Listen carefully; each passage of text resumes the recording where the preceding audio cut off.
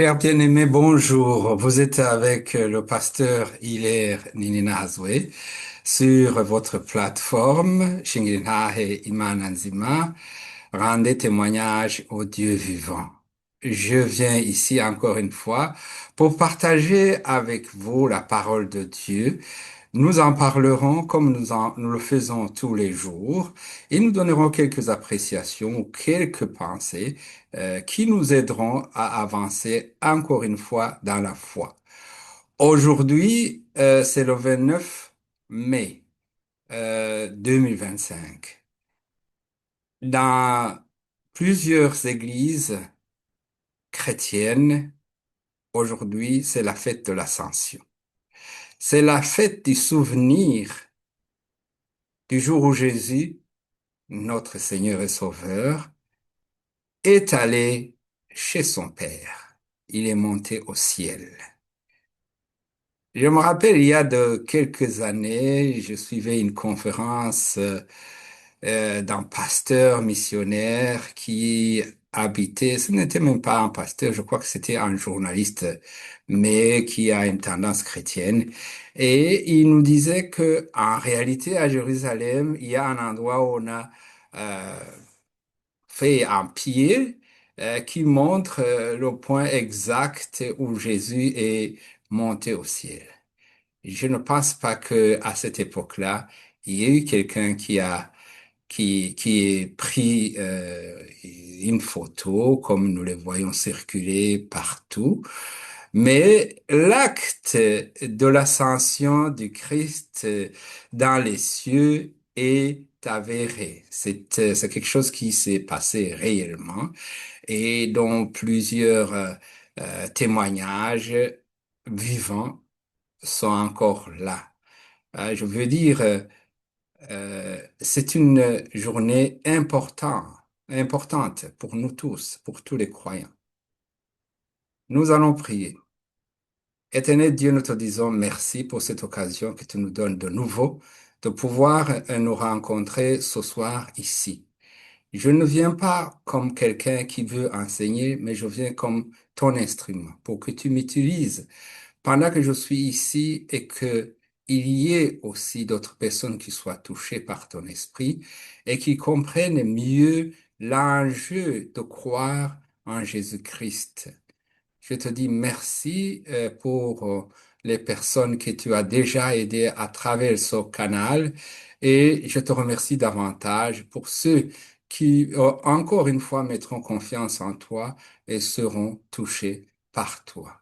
Car nous, là où nous sommes, nous ne pouvons pas faire quelque chose, mais tu as dit que tu feras, que tu accompagneras ta parole avec des miracles, que ça, c'est un signe aussi qui accompagnera ceux qui auront cru. Ceux qui ont cru, ils arriveront à faire comprendre aux gens les réalités du ciel. Je te dis merci, éternel Dieu, pour cet acte que tu as fait, pour cette confiance que tu nous as donnée. Nous ne l'avons pas mérité, mais nous te disons merci pour cela. C'est au nom du Seigneur Jésus-Christ que je prie. Amen. Voilà, je reviens ici pour vous parler du jour de l'Ascension. Nous allons prendre, lire dans le livre qui est la Bible. C'est le seul document qui fait autorité ici. Et nous allons lire dans Actes des Apôtres, livre qui aurait été écrit par euh, l'apôtre Luc. Et voilà, je vais lire au premier chapitre. Du verset euh, 6 à 11. Premier chapitre, du verset 6 à 11.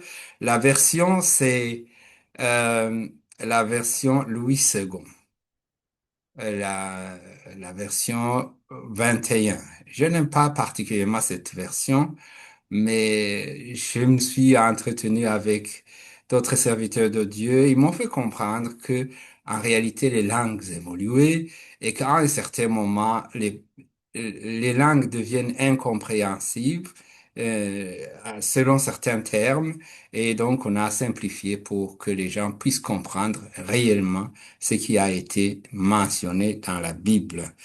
Donc, ça n'a pas été modifié pour être modifié, ça n'a pas été modifié du tout, mais on a utilisé des mots qui passent qui correspondent à notre langage d'aujourd'hui.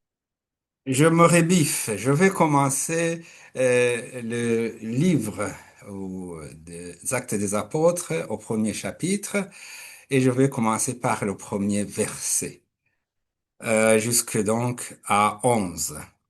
Cher Théophile, dans mon premier livre, j'ai parlé de tout ce que Jésus a commencé de faire et d'enseigner jusqu'au jour où il a été enlevé au ciel, après avoir donné ses ordres par le Saint-Esprit aux apôtres qu'il avait choisis.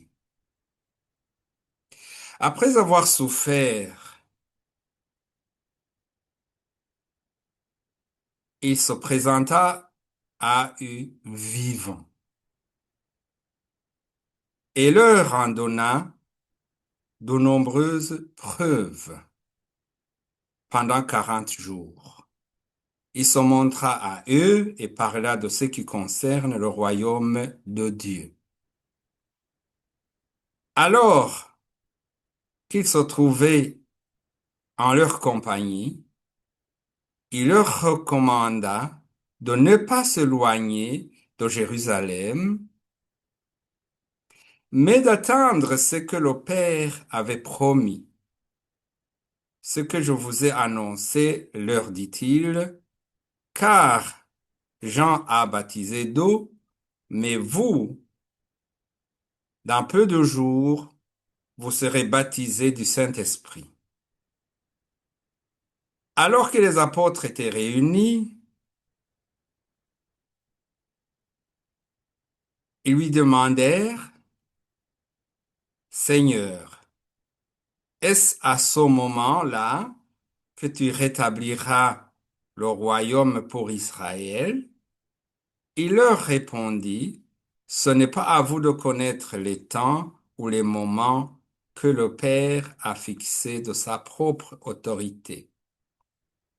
Mais vous recevrez une puissance lorsque le Saint-Esprit viendra sur vous, et vous serez mes témoins à Jérusalem, dans toute la Judée, dans la Samarie et jusqu'aux extrémités de la terre.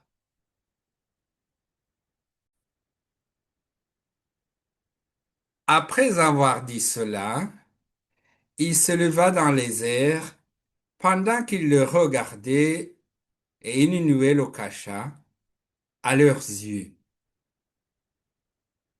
Et comme ils avaient le regard fixé vers le ciel, pendant qu'ils s'en allaient, deux hommes habillés de blanc leur apparurent et dirent, Hommes de Galilée, pourquoi restez-vous à regarder le ciel? Ce Jésus qui a été enlevé au ciel du milieu de vous reviendra de la même manière que vous l'avez vu aller au ciel. Amen. Voilà, les disciples sont avec Jésus-Christ et il leur dit ce qu'il a à leur dire et tout d'un coup, il disparaît dans les airs. Et les disciples, et je pense que tout le monde j'aurais fait la même chose, ils ont fixé le ciel. Et alors ils ont vu deux hommes vêtus en blanc qui leur ont demandé pourquoi vous restez les regards fixés vers le ciel. Ce Jésus qui vient d'être enlevé parmi vous, il reviendra comme vous l'avez vu partir. C'était un message important. Ici, on ne sait pas vraiment ce qui allait se passer si les deux hommes n'avaient pas ne leur avait pas dit que, écoutez, ne perdez pas beaucoup de temps à garder votre regard fixé vers le ciel et il va revenir. Ça sous-entendait qu'il reviendra pas ce soir, mais qu'il allait revenir. Et comme les disciples étaient aussi renseignés ou avaient été enseignés par Jésus-Christ, ils savaient très bien que Jésus avait dit qu'il allait revenir. Mais ici, je suis très intéressé par ce que Jésus leur a dit au départ, avant de partir. Il leur a demandé de rester à l'endroit et attendre le Saint-Esprit que Dieu allait envoyer. Ça veut dire que, en réalité, il a fallu pour eux un temps d'attente. Il ne fallait pas qu'ils bougent parce que Dieu allait leur donner quelque chose de très important. Ceci va arriver, on le verra plus tard, mais ce n'est pas aujourd'hui. Mais déjà, entendez bien que Jésus-Christ a donné une promesse, il a répété une promesse qui avait déjà été donnée par Dieu, que le Saint-Esprit sera envoyé. Si vous pouvez relire dans Joël, vous allez voir combien la parole de Dieu le dit si précisément que le Saint-Esprit viendra. Bon, Jésus, maintenant, il monte au ciel. Il est parti au ciel et les disciples le voyaient bien. La parole de Dieu nous apprend que tout genou fléchira devant, tout genou, tout œil verra le Seigneur et que tout genou fléchira, hein, devant Jésus-Christ. Ça se trouve dans 2 Philippiens, dans Philippiens 2, versets 9 à 11. Mais nous allons lire dans Romains 14, de 11 à 12, où la même parole est dite, disons, comme ceci.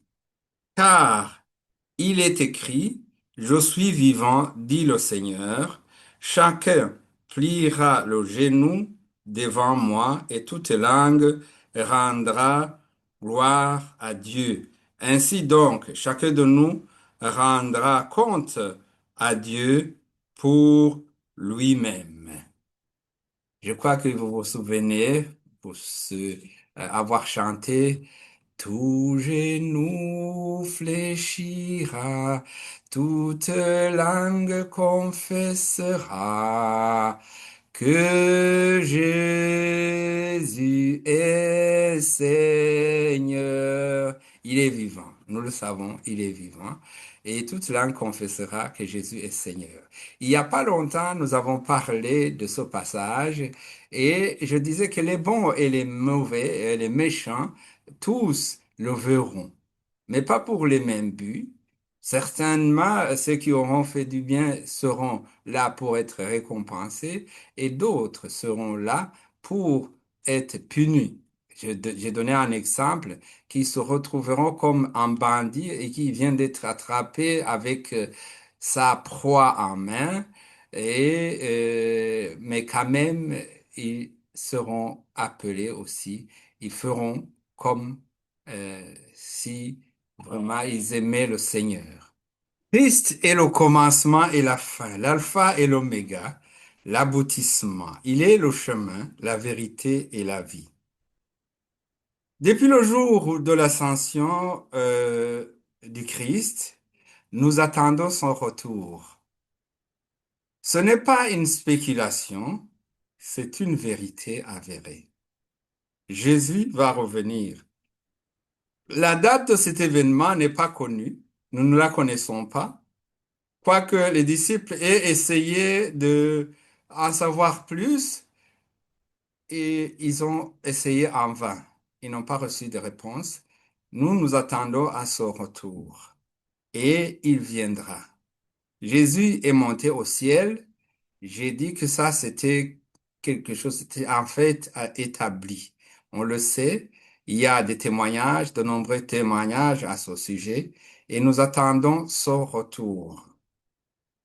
Le retour du Christ est donc certain. Beaucoup de gens, y compris les croyants chrétiens, doutent parfois de la résurrection. Il y en a qui doutent de la résurrection. À l'époque des disciples, il y avait, il y a eu des gens qui n'ont pas cru à cela. Et quand on leur parlait de la résurrection, ils ont dit comme ceci, comme on va le voir dans Actes des Apôtres 17-32. Nous lisons dans ce même chapitre, Actes des Apôtres, au chapitre 17, lisons à partir de 30. Il est écrit ceci, sans tenir compte des temps d'ignorance, Dieu annonce Dieu annonce maintenant à tous les êtres humains, partout où ils se trouvent, qu'ils doivent changer d'attitude parce qu'il a fixé un jour qu'il jugera le monde avec justice par l'homme qu'il a désigné, et il en a donné à tous une preuve certaine en le ressuscitant. Lorsqu'ils entendirent parler de résurrection des morts, les uns se moquèrent et les autres dirent, nous t'entendrons là-dessus une autre fois. Ah, ah.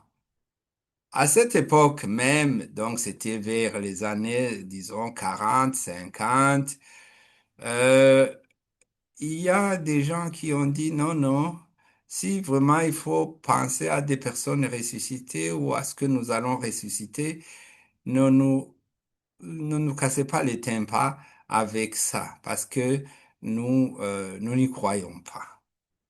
Aujourd'hui, il y a aussi des gens qui n'y croient pas. Il y a des gens, je m'entretenais dernièrement avec une sœur en Christ. Je disais je sais qu'il y a des gens qui ne croient pas euh, à la résurrection et, et surtout aussi qui ne croient pas au fait que Jésus est né de la Vierge Marie et la personne était plus ou moins elle a trouvé exactement cela. Elle a dit que oui, oui, je sais qu'il y a beaucoup de gens, beaucoup de chrétiens qui ne croient pas à ce que la Vierge Marie a pu enfanter Jésus-Christ. Il nous est interdit de retirer un mot ou d'ajouter un mot à la parole de Dieu.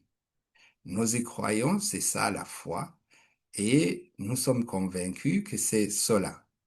Donc, comme nous croyons à la première, à cette affirmation, nous croyons aussi à la résurrection.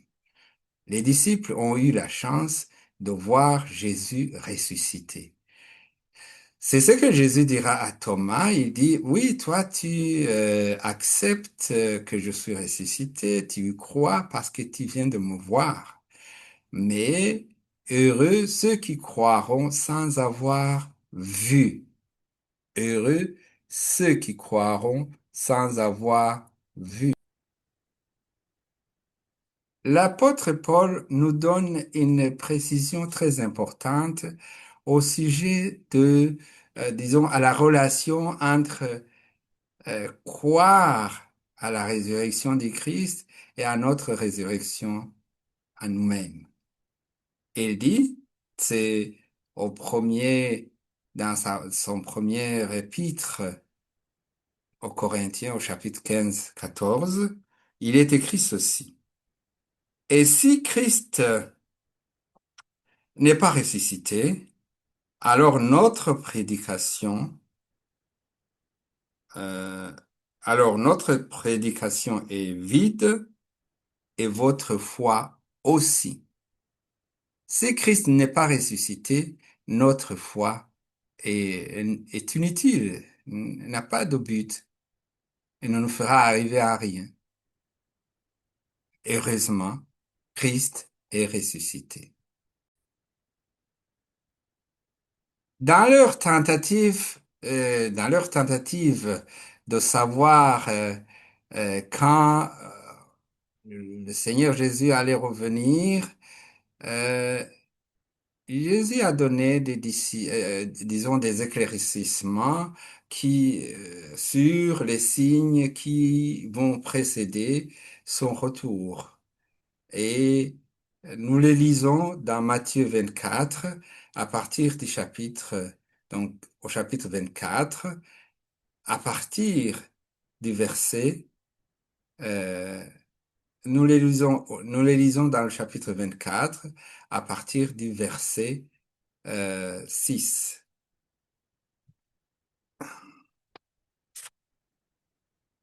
Il est dit ceci: Vous entendrez parler de guerre et de menaces de guerre.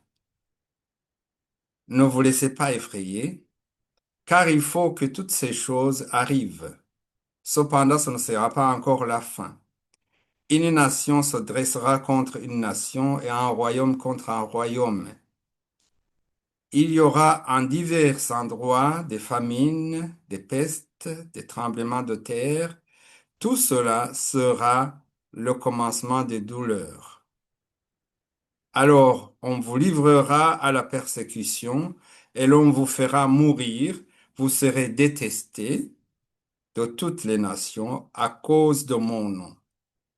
Beaucoup trébucheront, alors ils se trahiront, se détesteront les uns les autres. Beaucoup de prétendus prophètes surgiront et ils tromperont beaucoup de gens à cause de de la progression du mal. L'amour du plus grand nombre se refroidira, mais celui qui persévérera jusqu'à la fin sera sauvé. Cette bonne nouvelle du royaume sera proclamée dans le monde entier pour servir de témoignage à toutes les nations.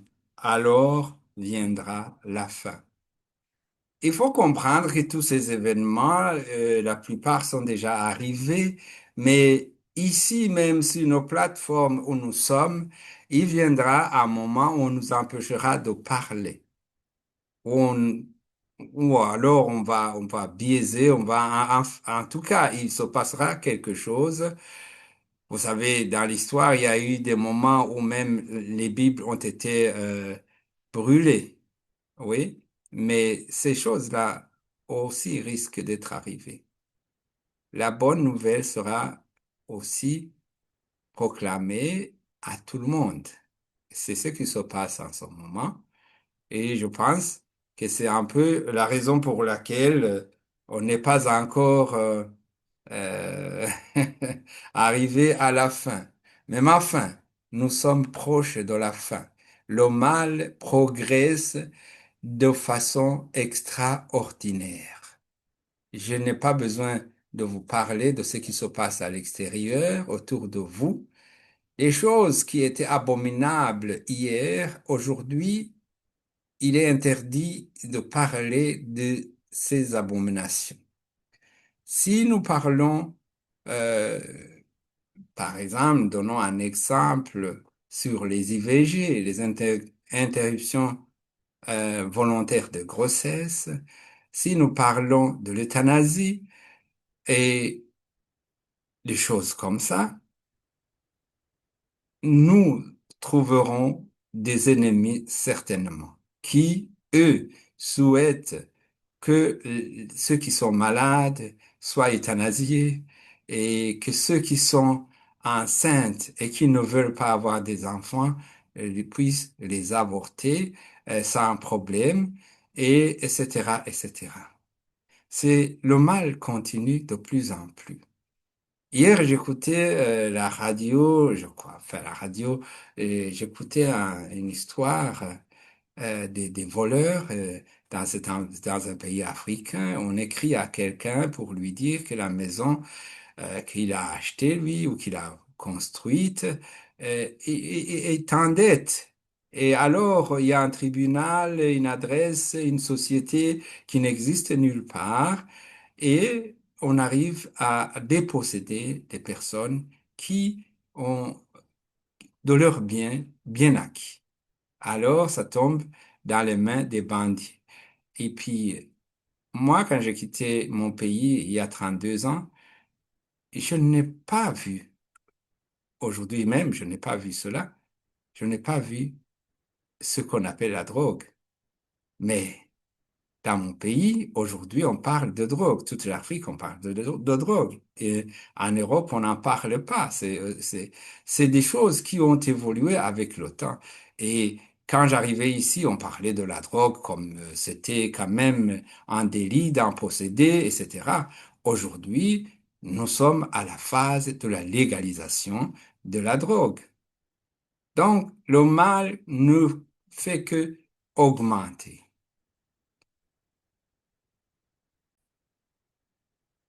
Dans l'évangile de Luc, chapitre 21, verset, je crois, verset 9, je disais, ne vous laissez pas effrayer, car il faut que ces choses arrivent d'abord. Cependant, ce ne sera pas encore la fin. Puis il leur dit, une nation se dressera contre une nation, un royaume contre un royaume. Il y aura de grands tremblements de terre en divers endroits, ainsi que des pestes et des famines. Il y aura des phénomènes terrifiants et de grands signes dans le ciel. Nous avons vécu ces derniers temps des tremblements de terre terribles. Et nous avons vu, par exemple, il y a quelques années, une dizaine d'années, un tremblement de terre terrible qui a frappé le Haïti. Au Haïti, comme en Turquie, des langues se sont levées pour dire qu'il y avait une probabilité que ces accidents ou ces incidents soient le produit euh, de la volonté de l'homme. Donc, ce ne sont pas des choses qui sont venues comme ça par la nature, on sait nous l'expliquer, mais aujourd'hui, il y a une machinerie capable de produire tout cela. Il y aura des tremblements. D'ailleurs, nous le savons aussi, avec les projectiles qui sont utilisés par les différentes armées actuelles, ils arrivent aussi à créer des choses semblables ou des mouvements semblables aux tremblements de terre. Ça, ce sont des choses qui ont été prédites et qui ont déjà eu lieu. Les choses vont de plus en plus mal. On nous a aussi parlé des océans ou des mers qui vont continuer disons, à ajouter de l'eau, disons, à avancer et peut-être à engloutir les villes. Les gens de la région des Grands Lacs ne l'ignorent pas, surtout ceux qui sont riverains au lac Tanganyika. Ils ont vu le lac venir balayer leur avoir et retourner à la place de départ, et puis la menace reste maintenant perpétuelle. Je ne sais pas si on peut dire réellement que c'est la nature, ou c'est à cause de la volonté de l'homme, mais on parle aussi des aménagements qui n'ont pas eu lieu comme ça devait être. Nous voyons les guerres qui, disons, mettent en mouvement des masses de gens qui s'entretuent comme je ne sais pas si on peut parler des bêtes, parce que les bêtes ne s'entretuent pas pour s'entretuer. Et donc, les signes du retour du Christ sont vraiment là. Mais il existe aussi d'autres signes qui ont été cités, que beaucoup connaissent du retour du Christ. Quand il va revenir, on parle souvent du troisième temple qui sera rebâti à Jérusalem. Ce troisième temple n'existe pas, mais nous avons eu à en parler sur cette chaîne. Je vous ai parlé de Génis Rousse, je vous ai parlé de toutes les préparations qui sont en cours pour que ce temple soit reconstruit. Et on parle aussi des sacrificateurs, du matériel qui est mis en place pour que le troisième temple soit rebâti à Jérusalem.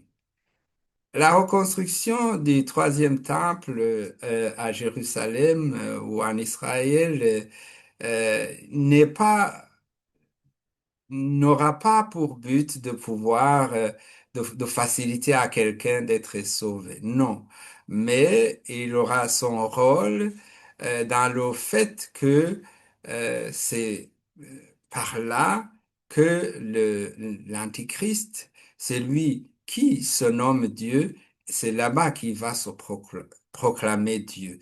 Et ça, c'est un signe extrêmement majeur et important qui fera vraiment, qui démontrera que le Seigneur Jésus-Christ est à la porte. Hein. Mais ce que nous voyons ici, il y a plein de signes qui militent dans le sens de la reconstruction de ce temple.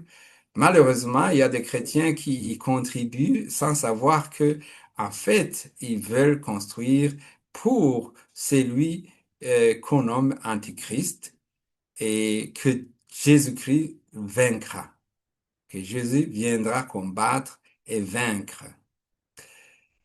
Nous avons entendu parler tout récemment de la Riviera du président américain, le milliardaire Donald Trump, et il parlait de Gaza. On ne sait pas très bien ce qu'il entend faire là-bas, mais il faut peut-être suivre ses mouvements ou ses démarches dans le Moyen-Orient. On, on dit donc ceci aussi, disons, des bouches autorisées, nous disent que il aura un rôle à jouer dans la reconstruction du temple. Ce ne sont que des suppositions, mais toutefois, les choses avancent dans ce sens.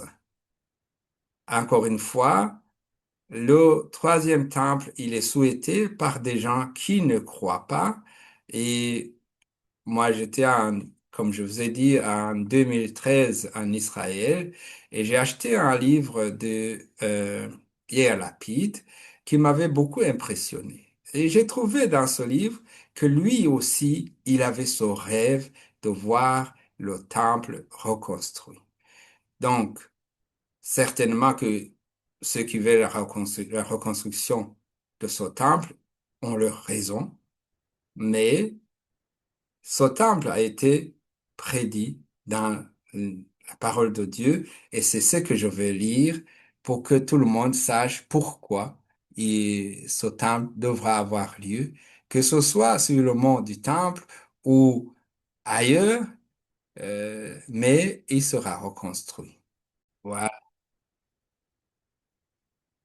En ce qui concerne le retour de notre Seigneur Jésus-Christ et notre rassemblement auprès de lui, nous vous le demandons, frères et sœurs, ne vous laissez pas facilement ébranler dans votre bon sens, ni troubler par une révélation, par une parole ou par une lettre qui semble, ou par une lettre qui semblerait venir de nous, comme si le jour du Seigneur était déjà là. Que personne ne vous trompe d'aucune manière. En effet, il faut que l'apostasie arrive d'abord et qu'apparaisse l'homme de péché, le fils de perdition, l'adversaire qui s'élève contre tout ce qu'on appelle Dieu ou qu'on adore. Il va jusqu'à s'asseoir dans le temple de Dieu en se proclamant lui-même Dieu. Voilà. C'est cet, disons que cet événement, nous l'attendons. Peut-être que nous ne la verrons pas tous, peut-être que l'Église sera enlevée ou ce sera après, je ne sais pas, mais C'est l'événement que nous attendons. C'est pour cela d'ailleurs qu'il y a toute cette agitation du temple, de la construction du temple. Évidemment, pour les judaïstes ou ceux qui sont de la tradition judaïque, ils ne voient pas les choses comme cela. Oui, il y a beaucoup de choses complexes euh, dans cette histoire qu'il est vraiment difficile d'y comprendre quelque chose sans être guidé par le Saint-Esprit. Saviez-vous que les politiciens, depuis 1948 jusqu'à aujourd'hui, ceux qui ont été premiers ministres en Israël, ils étaient peut-être, certains étaient absolument des incroyants et d'autres, peut-être, bon, pas vraiment attachés à la foi. Non. Surtout, personne ne croit en Jésus-Christ. Ça, il faut vraiment l'oublier. Oui, donc cela même a fait que il y a eu de lenteur dans la construction de ce temple. Et je pense que si c'était un juif orthodoxe qui devait être premier ministre, les choses, ou celui du parti chasse, les choses se seraient vite faites. Mais je pense que tout se passe au rythme que Dieu veut. Dieu veut que tous, tous les hommes soient sauvés et arrivent à la connaissance de la vérité. Oui, je disais tout à l'heure que l'érection de ce temple ne servira à personne d'être sauvé, parce que le salut ne peut que provenir de Jésus-Christ. Il n'y a aucun autre nom qui a été donné au ciel et sur la terre par lequel l'homme ou les hommes peuvent être sauvés. Donc, c'est le nom de Jésus-Christ qui est, disons, la voie. Et c'est pas disons, c'est vraiment ça. C'est Jésus-Christ qui est le chemin, la vérité et la vie. Et ici, cette phrase s'applique dans son expression le plus simple. Cher bien-aimé, qui a suivi cette émission, je te souhaite une bonne journée. Que le Seigneur te bénisse et surtout rappelle-toi qu'aujourd'hui, on s'est souvenu de l'ascension de notre Seigneur Jésus-Christ au ciel. Il est parti avec une promesse, il reviendra. Il reviendra, il a dit, je m'en vais au Père, je reviendrai vous prendre pour que là où je suis, vous y soyez aussi. Il reviendra prendre qui? Il reviendra pour ceux qui croient en lui. Cher bien-aimé, je te souhaite encore une fois une bonne journée. Au revoir et à la prochaine.